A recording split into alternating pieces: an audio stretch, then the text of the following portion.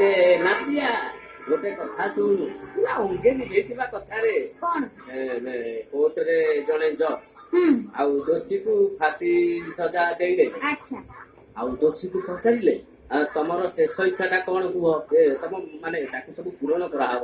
ଦୋଷୀ କହିଲା ଆପଣଙ୍କ ଝିଅ ସହ ବିବାହ, ମାନେ ଇଏ ନୋକିଆର ଏନ୍ ସିରିଜ ମୋବାଇଲ ଆଉ 5 କୋଟି ଟଙ୍କା, ୟୁଏସ୍ ରେ ଏକ ଭିସା, 2 ବର୍ଷ ପର୍ଯ୍ୟନ୍ତ ହନିମୁନ୍, 6-7ଟି ଛୁଆଙ୍କ ଜେଜେ ବାପା, ଆଉ ସେମାନଙ୍କୁ ମୁଁ ବିବାହ କରେଇଲା ପରେ ଆପଣ ମତେ ଯୋଉ ସଜା ଦେବେ ସେ ସଜା ପାଇଁ ରାଜି ଅଛି। ଦୋଷୀଟା ପୁରା ମାକେ ମୋ ଉପରେ ଇଣ୍ଟେଲିଜେଣ୍ଟ।